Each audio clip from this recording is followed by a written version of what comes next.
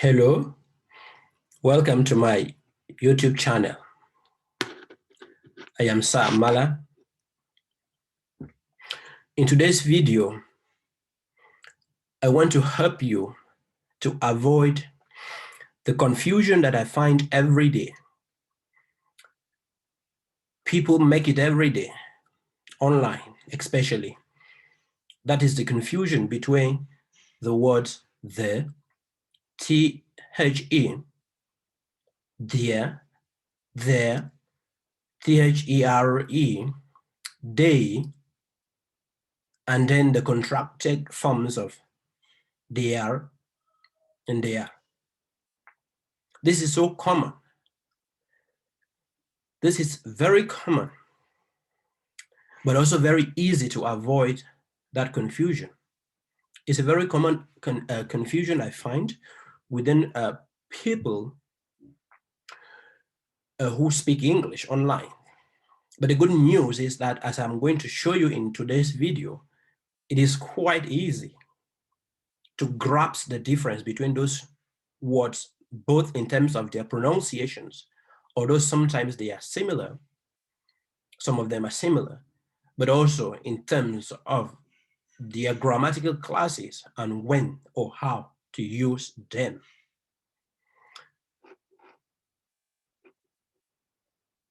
Without further ado, I'm going to take you across this these slides in order to facilitate today's lesson. As you can see here, we are trying to distinguish between the, there, they, there. First thing to note, the is a determiner or a definite article. In the UK, strong pronunciation, it is the. And it's not like D, but the. Your tongue is coming closer to being in between your upper and lower teeth, okay? And then in the weak form, it is the. And then the same thing in the US, it is the, in the strong form, the, and then the, in the weak form. The is used before nouns to refer to particular things or people that have already been talked about, that have already been mentioned or are already known, or that are in a situation where it is clear what is happening. Let's look at these examples. I just bought an avocado. An avocado is what we call pear in Cameroon. I just bought an avocado, but the avocado had rotten. But the avocado had rotten. Never mind the words here. Okay, that's an error. So I just bought an avocado, but the avocado had rotten. So in the second instance, I say the avocado. Why? Because I've already mentioned avocado in the preceding phrase, okay, or clause of this sentence. I just bought an avocado. First time I'm mentioning avocado, I call it an avocado with an indefinite article. But now in the second instance, because you know which avocado I'm talking about, and I say the avocado had rotten. I have just spotted a bird in that tree. I have just spotted a bird in that tree. The bird is red and very big. So you see again, first time I use it, a bird. Second time, because we already know which bird I'm talking about, the bird, okay? Please, will you pass the salt? And in this context, it is supposed, it is assumed that we know what we are referring, and that there is only one container of salt in the vicinity. And we can also say, I will pick you up at the airport. I will pick you up at the airport. And here, both you and I know where the airport is found. So it is clear to us that we're talking about salt in the first sentence, or we are talking about the airport in the second sentence. We also use the before some nouns that refer to a place, when you want to, or when we want to mention that type of place, but without showing exactly or specifically which example of the place you mean. For example, and that's why I thought we can call this referring to generic places. When we say the beach, or when we say the mountain, we don't refer to a specific mountain, okay?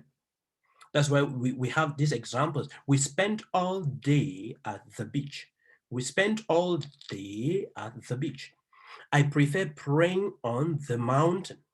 I prefer praying on the mountain. Let's go to the movies this evening. Let's go to the movies this evening. She likes going to the stadium. The stadium. She likes going to the stadium.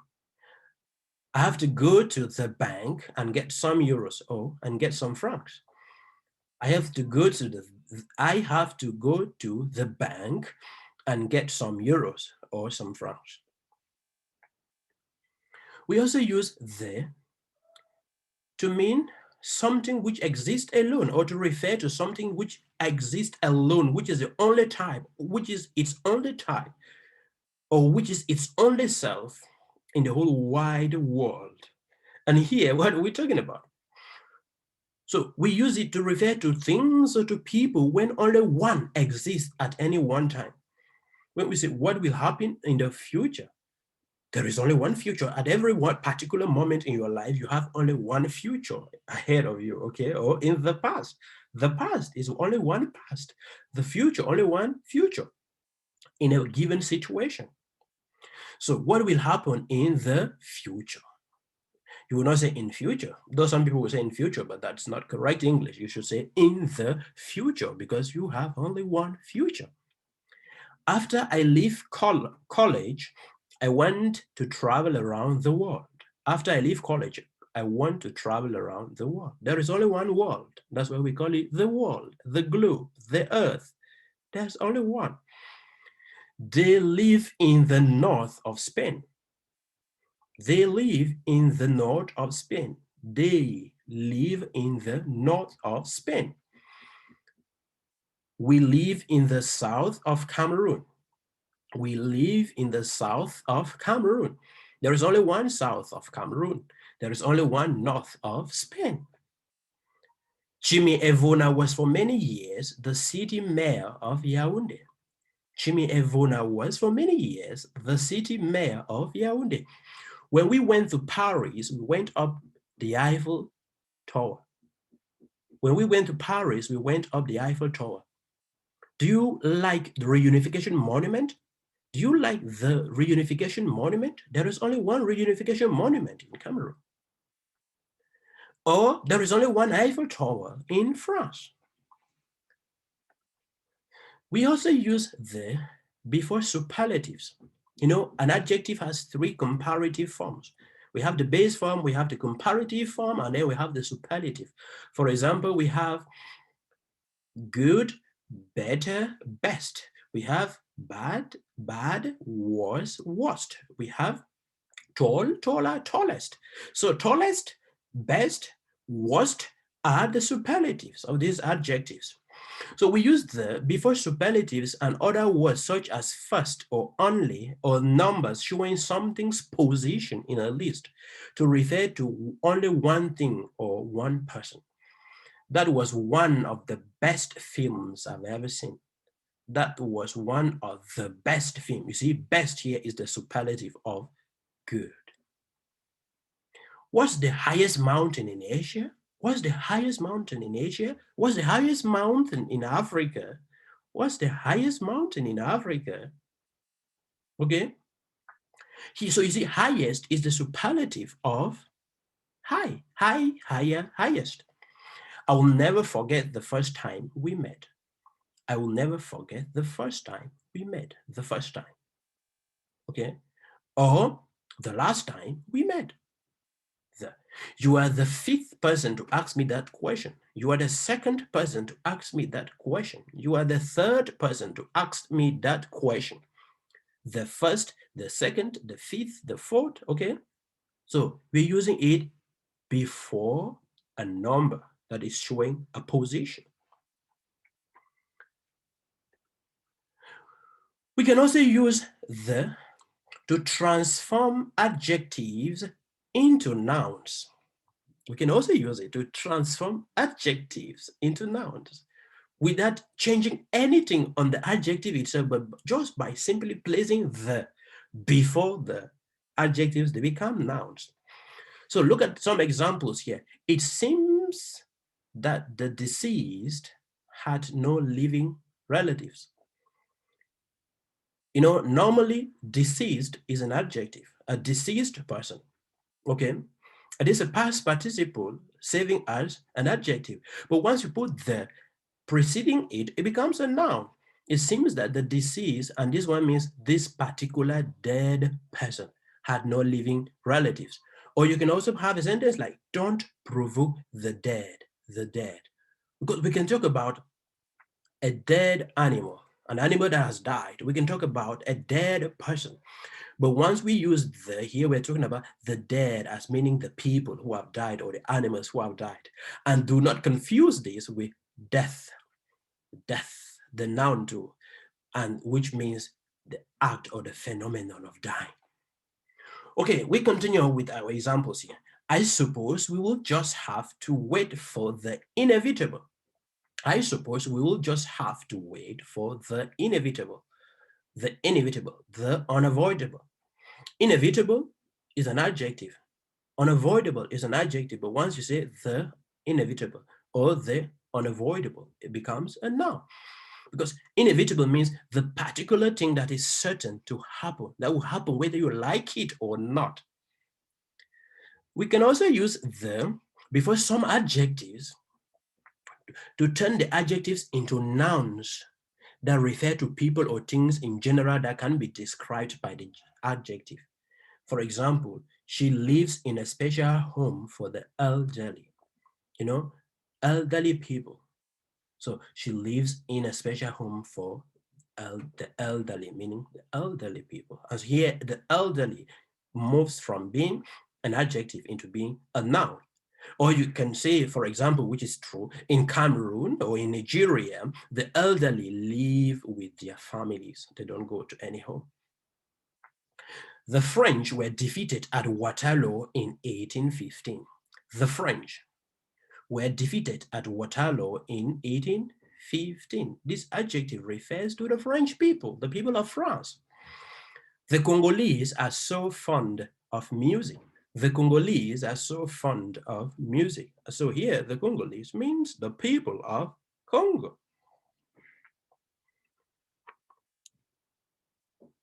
We can also use the to refer to generic nouns in a collective sense. Specifically, what do I mean? They can be used before a singular noun to refer to all the things or people represented by that noun. For example, when we say the panda is becoming an increasingly rare animal, the panda is becoming an increasingly rare animal, we mean that pandas, all pandas are becoming rare, or that the family of the panda is becoming rare, okay? Cameroon has the forest and savanna elephant. Or you can say, actually here, since we use forest and savanna, and these are actually two species of the elephants, we can add this, we have to add this S which I just added, and we say Cameroon has the forest and the savanna elephants. But otherwise, we can still say Cameroon has the forest elephant, meaning the species of the forest elephant. And we can also say Cameroon has the savanna elephant. So we can say Cameroon has the forest elephant and the savanna elephant. The car is responsible for causing a lot of damage to our environment. By the car here, we do not mean the car of one specific person. We mean the car representative of automobile, as the Americans would call it, representative of all cars, so that the cars are destructive or damaging to the environment. So the car is responsible for causing a lot of damage to our environment. We can also use the before a family name to refer to two people who are married or to a whole family. So we can say the Jacksons are coming to visit on Saturday. The Jacksons could be maybe the Jackson couple, or Jackson couple and their kids. or maybe an extended family or bigger family. We can also say the Mononos live in Buea. The Mononos live in Buea in Cameroon. The Achiriachus live in Santa, for example.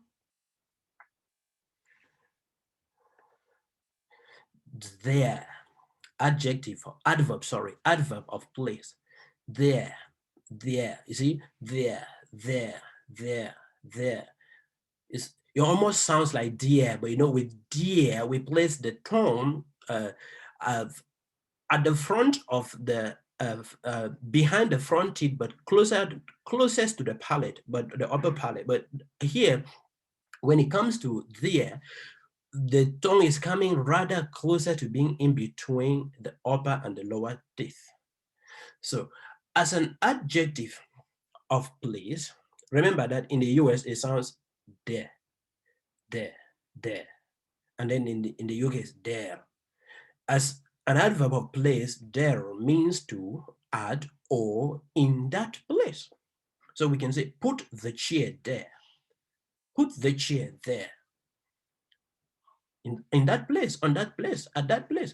The museum is closed today. We will go there tomorrow. The museum is closed today, so we will go there tomorrow.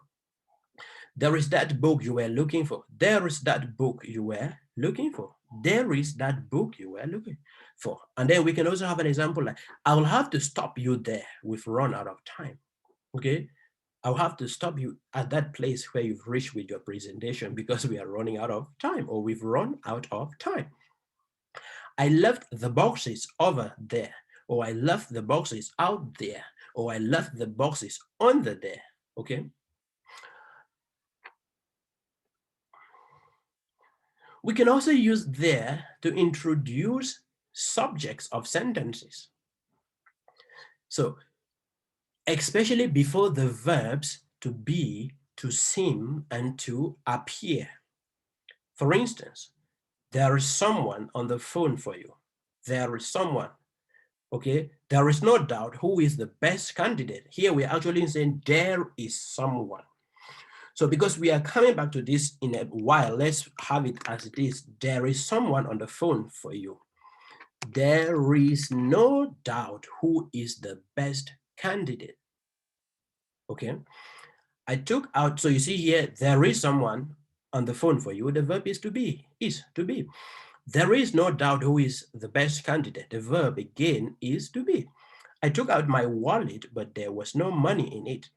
But there was no money. Again, the verb to be in the past, simple. By the time I got back, there was no food left. Again, the verb to be. There appeared to be a problem with finding a date for the meeting.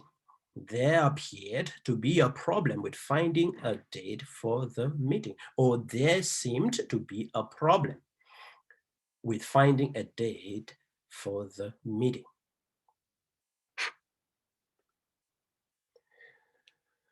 We can also use there.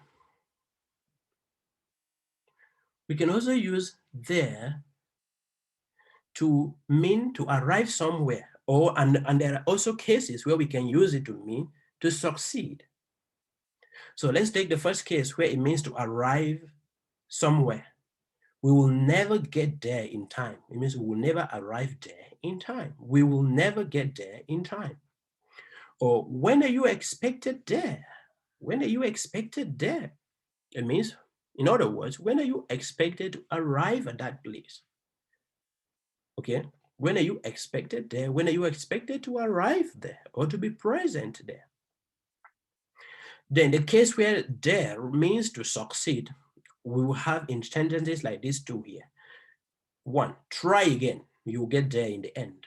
Try again, you will get there in the end. If you do not succeed at first trial, try again. I remember this was one of the most famous popular phrases repeated on school, in primary school and even in secondary on the day of exams, meant for people who had failed, okay? And they were being encouraged to know that even if you failed this semester or this term, know that you can catch up and you can always succeed. So if you fail, try try again, and you will get there in the end. So get there means succeed. Then, despite all the odds in his business, Forza Victor got there. Despite all the odds in his business, Forza Victor got there. It means Forza Victor succeeded as a business magnate. And then comes they, they.